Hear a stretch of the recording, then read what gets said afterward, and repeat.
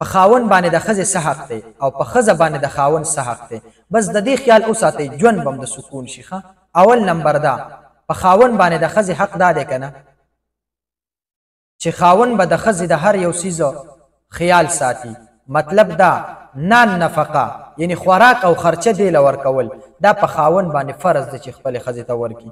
بل د خاوند دپاره رهایشګاه دا د سړي دپاره فرض دی چې د ښځې رهایشګاه مطلب چې په کوم ځای کې پاتې کېږي چې په یو ښه ځای کې پاتې کېږي او د عزت هغه خیال ساتلی کېږي. نو دا په خاوند باندې فرض دی د الله د طرفه چې نان نفقه به ورکړي، رهایش به ورکړي، د کپړو خیال به ساتي. او په ښځه باندې مطلب اوس په دا ښځه د خاوند کم حقوق ادا کوي نو د خاوند د هرې خبرې به تابعداره وي دا ښځه. دومره دا د الله د طرفه حکم دی.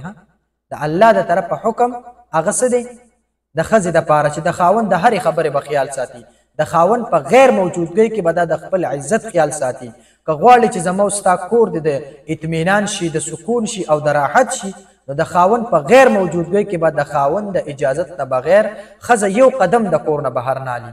نن سبا په معاشره کې وګوره که نه ښځه د خاوند نه بغیر د اجازته خاوند په سعودي، دوبۍ، عمان، سعودي عرب یا داسې نور ممالکو کې وي او ښځه دلته په بازارونو کې ګرځي او بغیر د تپوسه ګرځي.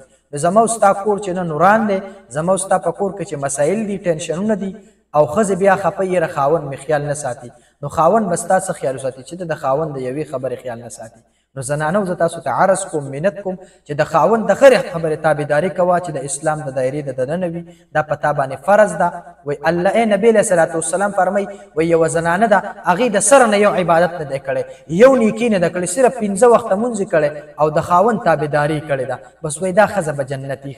څومره مونږ سره معمولي مختصر دا دین یې مونږ ته څومره اسان کړی. او بیا ما ته چې کوم دی